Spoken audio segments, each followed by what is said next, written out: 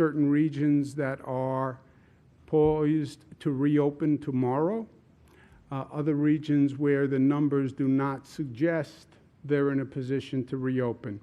And this is all based on the metrics and the numbers. How many hospitalizations do you have? Are the cases going up? Are they going down? Do you have your testing in place? Do you have your tracing in place?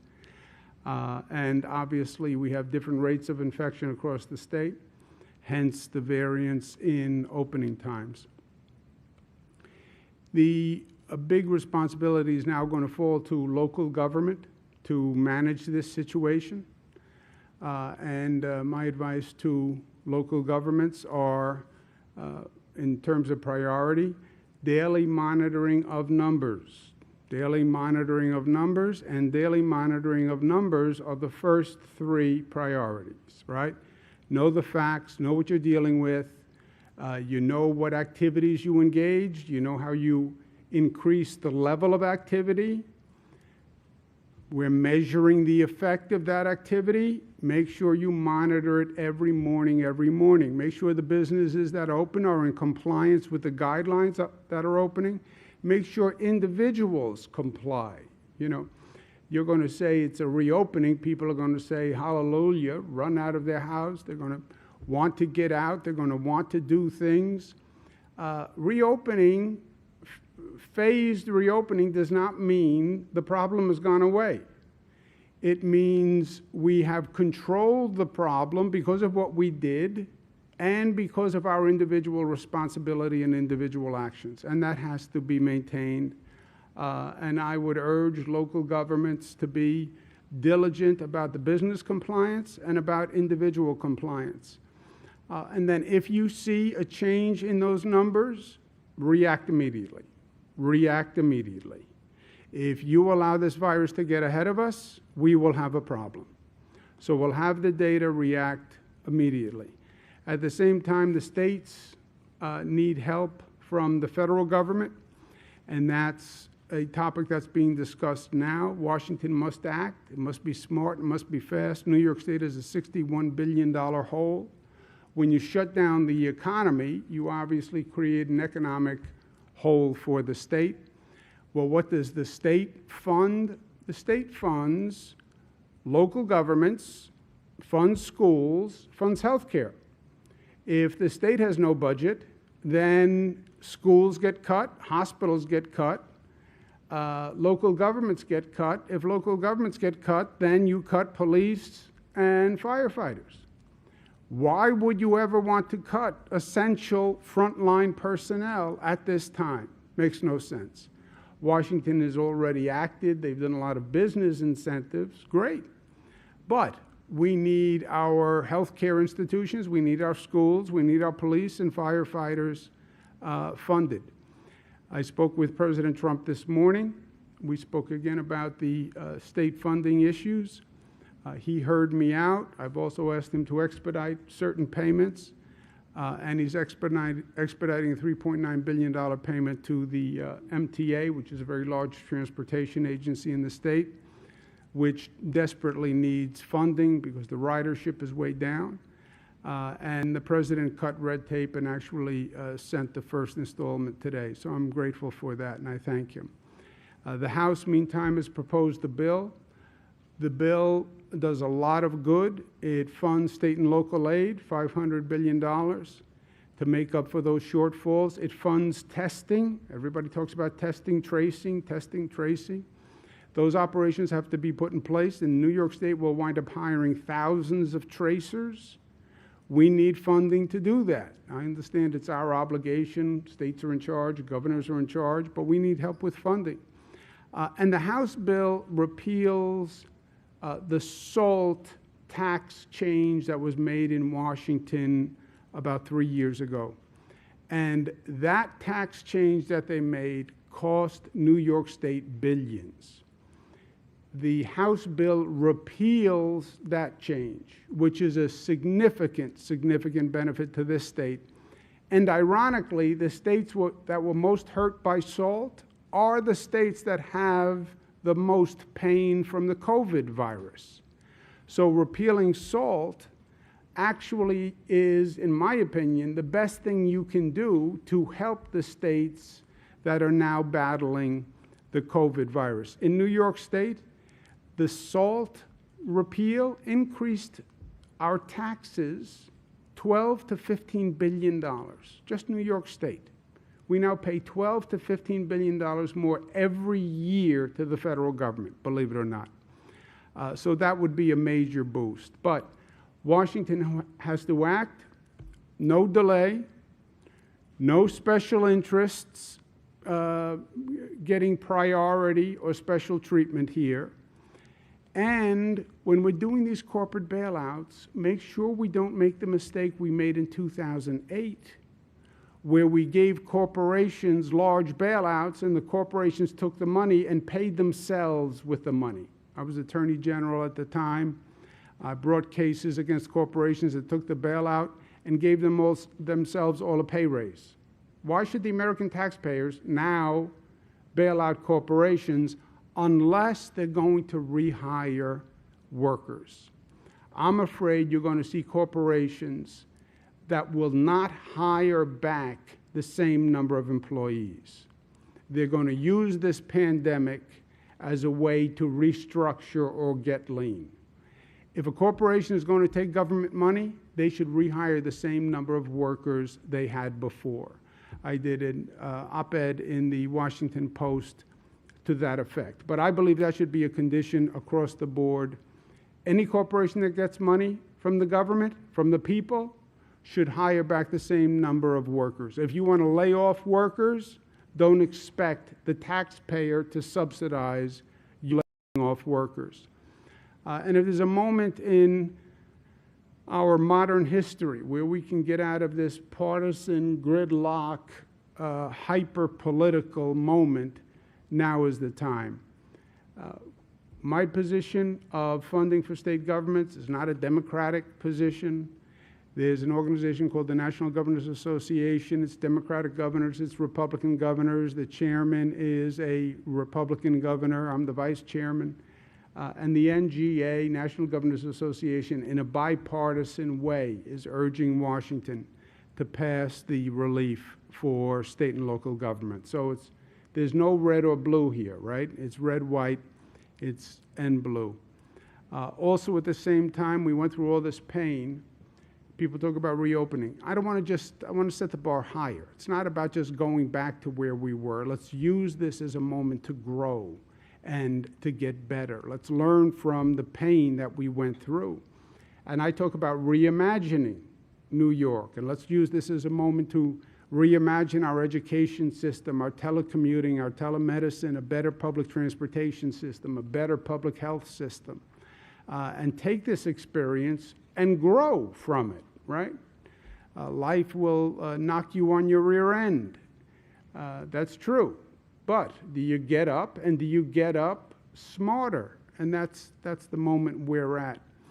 One of the lessons we learned, and I was speaking about it in the hearing today, we should never again be in the position where we don't have medical equipment, where we're facing a pandemic, we're facing a major public health issue, and we don't even have basic equipment for nurses and doctors. And so much of it came from China, and governors such as myself are trying to figure out who do we know in China to get masks for nurses in our hospitals. I mean, it was terrible what we went through. It's a matter of national security.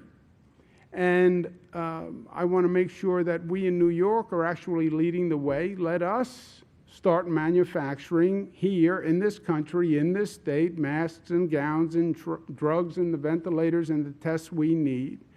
And let New York start, and we already have. But we should never again as a nation have to scramble the way we scrambled. We are now aggressively courting businesses, incentivizing businesses to build, to manufacture medical equipment here in this state. And the state will partner with corporations to do that. So if you want to start, grow your business, expand your business, manufacturing masks and gowns is not the most difficult situation technologically. The volume is the problem, the quantity. But we want to develop that here in this state. And then with this virus, we must remain vigilant because we're still learning. Facts are in many ways still continuing to change on us. And while we're learning, the virus is still learning also. We have a situation that is serious and concerning, which is these COVID-related illnesses in children. Department of Health is now looking at 110 cases of a COVID-related illness in children. It's similar to what they call Kawasaki disease or toxic shock-like syndrome. We've lost a 5-year-old, a 7-year-old, and an 18-year-old girl to this disease. New York State and Department of Health are at the forefront nationally, if not internationally, in looking at this. And the Department of Health, good work of Dr. Zucker, they've had a number of telephone conferences, web conferences. 16 other states now see cases that they're investigating once Department of Health explained what they've been looking at. 6 European countries are now looking at the same situation. And I expect this is only going to grow. Parents should beware, and parents should be informed of this. The key is prolonged fever. And then you see on the chart the other symptoms that parents should look for. Also, it tends to present in children who were exposed to the COVID virus and actually now have the antibodies from the COVID virus or still test positive for the COVID virus. So if you have a child who has a fever, who you think may have been exposed to the COVID virus, a person who had the virus or you found out later came down with it, and you see these symptoms, then you should take action. New York State has published today online the first in the nation criteria for healthcare professionals to isolate, define, identify this syndrome, and test for it. But it is very important. Right now we have it affecting children from less than 1 year old, so infants to 21 years old. Okay, that's it. When you look at over the 100 cases, that's the span, which is obviously a very frightening development. There's more information on the website. Last point of personal opinion. I'm the governor of the state of New York, and I take that responsibility very seriously. I'm honored to be governor. I work at it 7 days a week, 24 hours a day. But in many ways, before being governor, I am a son, I'm a brother, I'm an uncle, and I'm a father. And as a parent, as a father, I just want to make sure I'm communicating, especially this last situation, to the people of the state and beyond. This virus has been ahead of us every step of the way. I can't tell you how many quote-unquote facts I was told that then changed, right? When the virus started, the virus was coming from China. Everybody was looking at China. Turns out the virus came from Europe, and nobody told us. When this first started, if you had the disease and recovered, you then had antibodies, and you were immune. My brother had the virus, recovered, so he had the antibodies. We were told, well, then you're immune from getting it again. And we had plans to have people who tested for the antibodies, they could go back to work because they were immune. Then the facts changed. You know what? Maybe they're not immune, or maybe they're only a little immune, or they're partially immune. Then we were told children are not affected by the virus. That was the only good news, by the way, in the whole first evaluation. Children aren't affected. Okay, now maybe children are affected, and we just didn't know it. Okay, well, what do we know now? Well, we're studying 100 children from 1 to 21. Okay, Michaela, my daughter, is 22. Well, we only have people up until 21, so she's okay. Yeah, until we have someone who's 22, or 23, or 24. So the facts change. I have done my best to give people the information that I know. But I want you to have the same caution flag that I live with. The facts on this virus have changed, and I believe they will continue to change. So take this all with a grain of salt, and my basic point is, do not underestimate this virus. It has beaten us at every turn, and it has surprised us at every turn. Don't take it lightly. Don't underestimate it. I believe the facts will change as we go forward. The more we learn about the virus, the more the facts change, and the worse it gets. There has been no news since we started this where we were actually too cautious or too concerned. All the news has been bad, as far as I'm concerned. So with all this information, with all government is doing, hearings in Washington, all this, you know who's going to protect you? You are. You know who's going to protect Michaela, 22 years old? Michaela being informed. Michaela understanding. I like to think with a little advice from a parent, which she discounts 99%, but maybe 1% of the advice communicates. Michaela's graduating from college this year. They closed the college. She said, you know, a lot of people are having parties and they're having graduation light events. Should I go? You know, 22, you can't tell them anything at 22. I couldn't tell them anything at 21, 20, 19. But I said, well, here's the facts. This is what we know. And is it worth the risk to do it? And Michaela's made all the right decisions. But every parent, every child, it's your job to understand and protect yourself.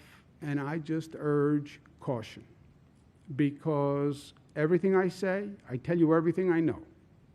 But I'm also telling you, there are things we don't know yet. And how do you protect yourself from those things? Just be cautious, be diligent. Wearing a mask, wearing gloves, staying away from gatherings. I know they're inconvenient, but God forbid, you know, just God forbid. I've talked to too many families who have lost people.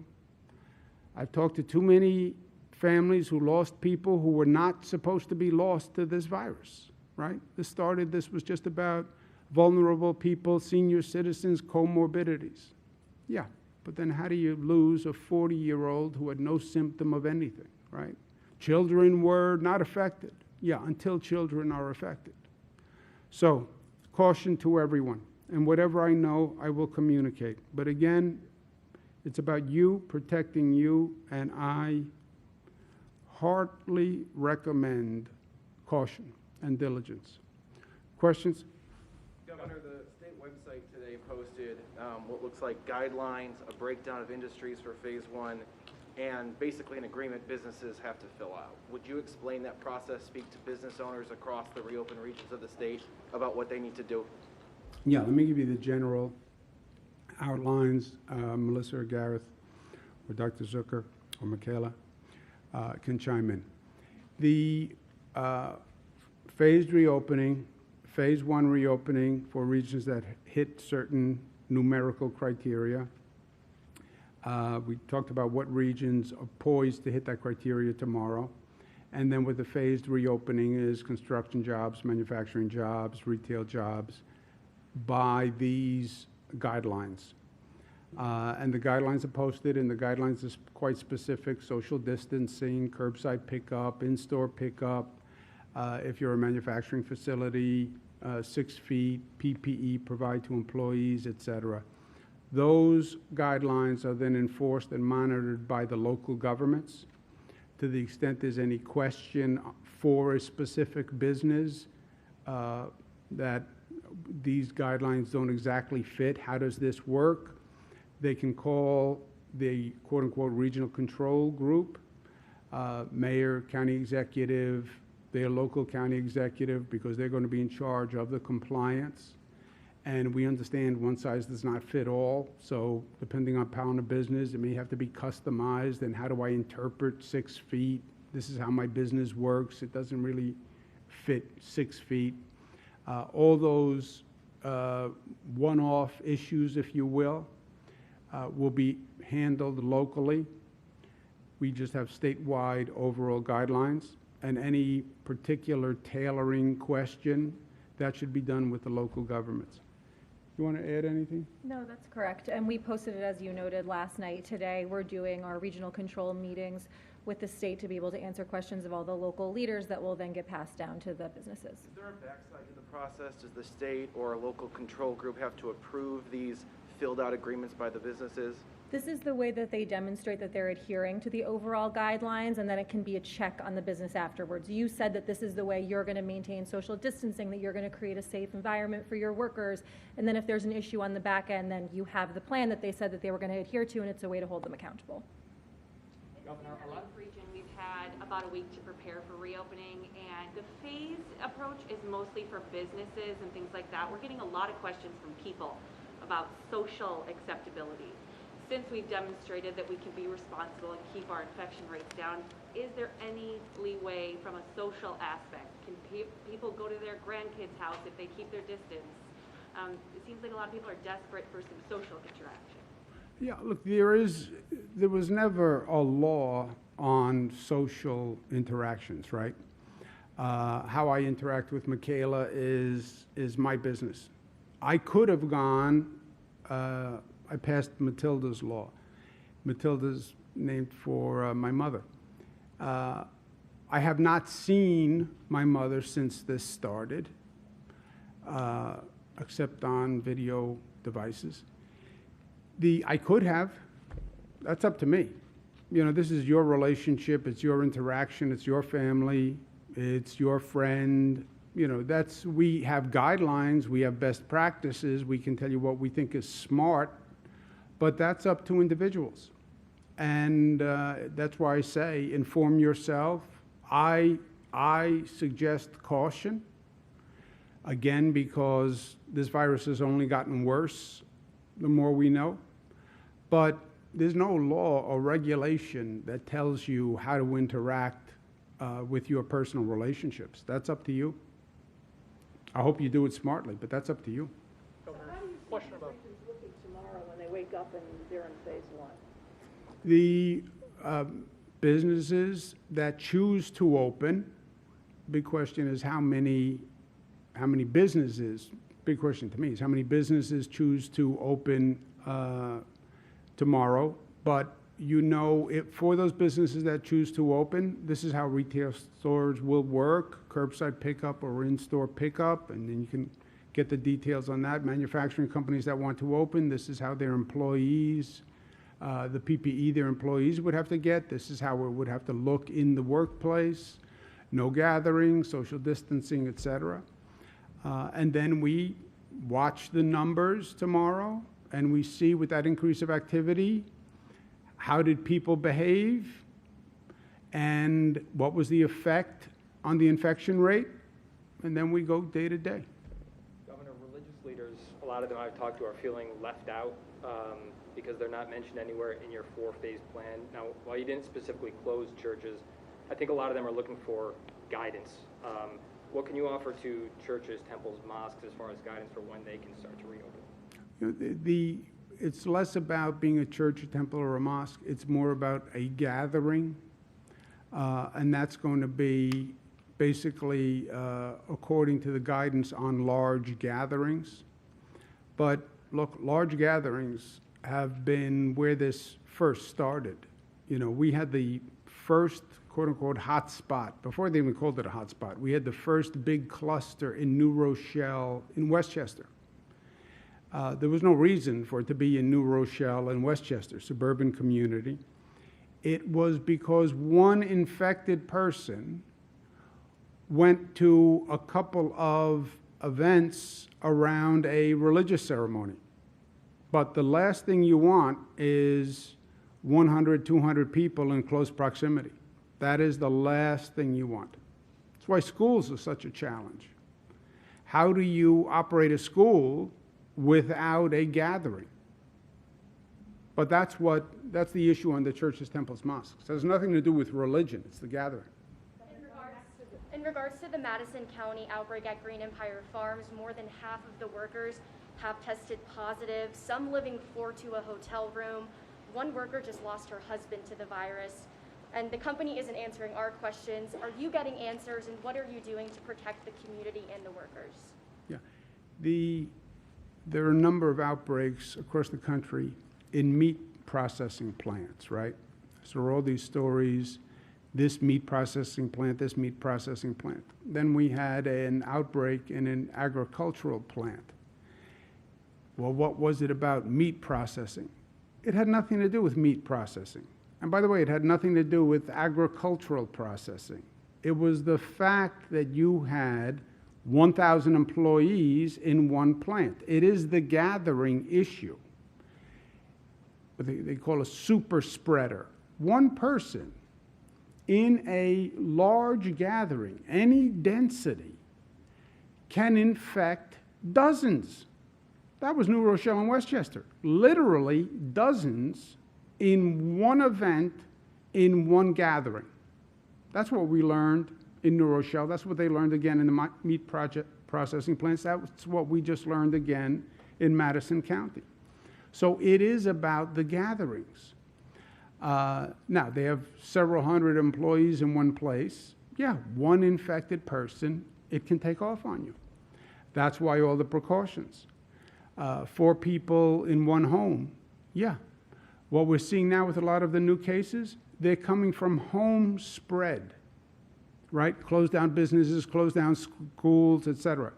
So where is it now communicating and growing? In the home environment. Madison County said that the facility wasn't able to continue construction of its housing for these workers, so they then put them in hotels. So the coronavirus displaced their project, therefore they had to live in hotels, kind of a full cycle of why the density was the way it was. Well, if you have 4 people to a hotel room or 4 people to a home, you know, it's going to be the same thing. It's, you have one infected person in the home, you see it go through the family, right? Should something have been done differently, though, if they don't have places to stay, not put them in a hotel? Well, people have to live somewhere, but it's not unusual to go through a family. My brother Chris had the virus. His wife got the virus, probably from Chris, though he denies it, but then his son got the virus. Why? Because they're all in the same place.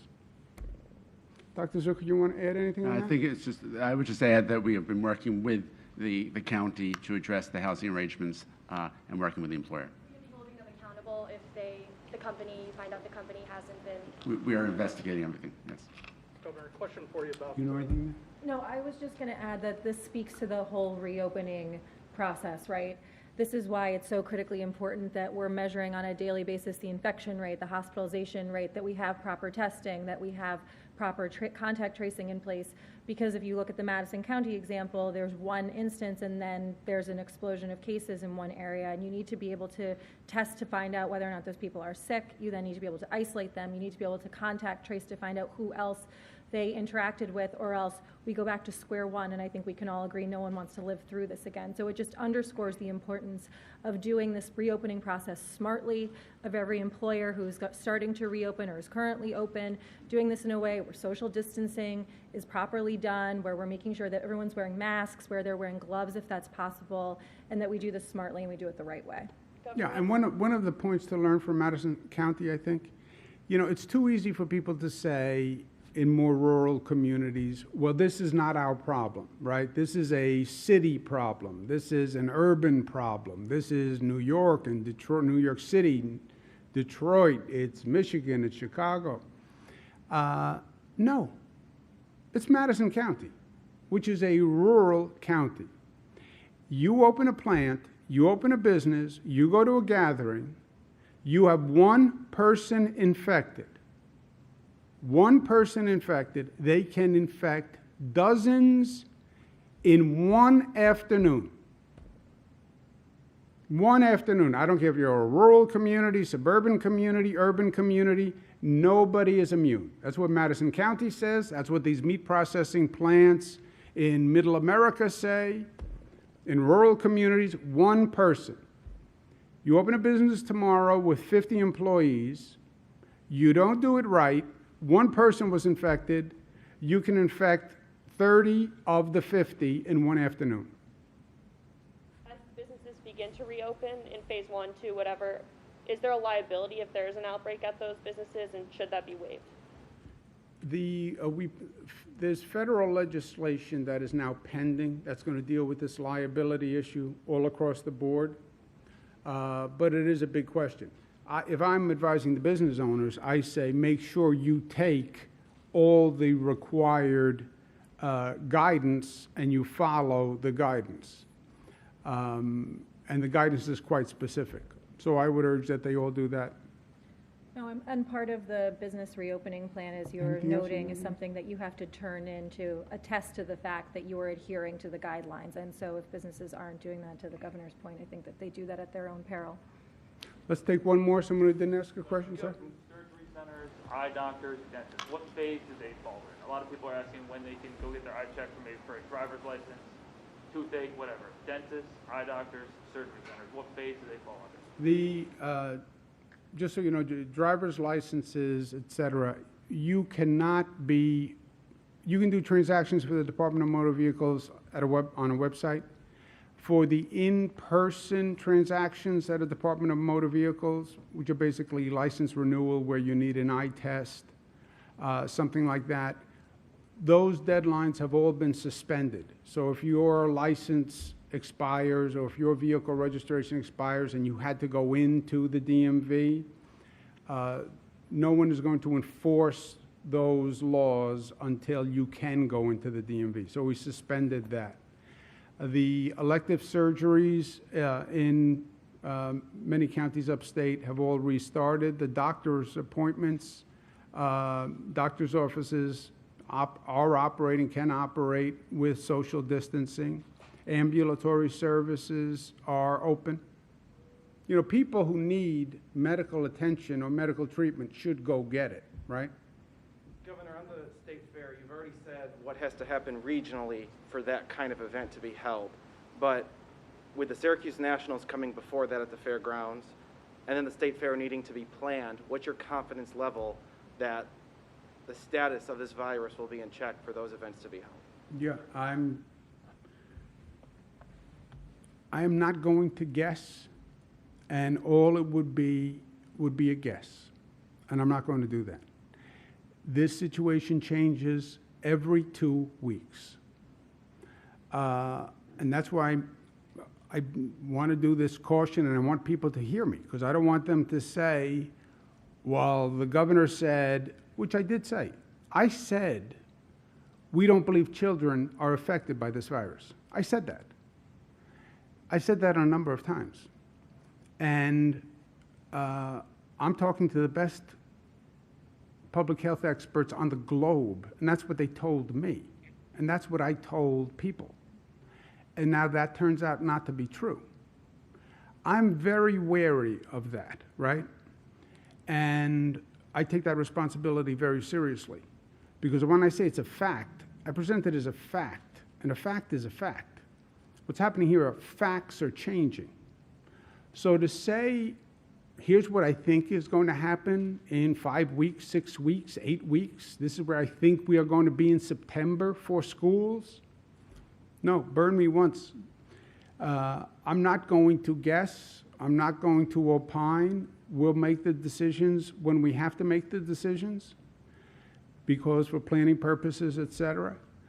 But let's see what the facts are at the last minute that we have to make a decision. What's the last minute for the Syracuse Nationals or State? Well, they have to tell me when their drop dead date is, you know, that I would have to know by this date. I'm under the impression the Syracuse Nationals, that's tomorrow. Well, they haven't communicated that to us, but, you know, give me the drop dead date and I'll make a decision based on those facts at that time. And then if they change, they change. But I want to make sure we're using the best information we have, and we are in a situation where the information keeps changing. And look, there can be positive information also, right? There could be a medical breakthrough and they announce that they found a therapeutic model that actually treats the virus. So there can be good things that develop also. Just hasn't happened yet, but there could be. One housekeeping question. 12:01 Friday morning or 12:01 Saturday morning is when a region can reopen. 12:01 Friday morning, the 15th, is when New York on pause expires. Friday can be a day of business. Yep. There's a lot of confusion among professions that are in phase one about which phases they're in. Hairstylists, professions like that, they think they're phase two. Do you have an idea of when you might have a firm list of which professions are in which phase? I hadn't heard that question, but we can do that. Do you see hairstylists as phase two? I don't know that I'm qualified to opine on that, unless you're saying I need a haircut really badly, and then we'll talk about it. But we'll get the information. We also will have daily calls with the Regional Control Council. The mayor and the county executive are here today. And a lot of this is going to be locally managed, so we'll be working with them. But, you know, the state, one of the beauties of the state, it's a little, we have 10 different regions. Each one is a little different, right? So each one of these situations has to be tailored to that community in that region. And that's why the county executives and the mayor are going to be so important in actually making it work in each region, and we'll be working together with them. So it's possible that different professions could be in different Well, no, a phases. hairstylist is going to be a hairstylist is going to be a hairstylist. I just don't know where a hairstylist falls. So I'm going to gracefully and artfully look to dodge your question on hairstylists until I can go back and get informed, and then I will have someone give you the answer. Thank you very much, guys. Thank you. Thank you.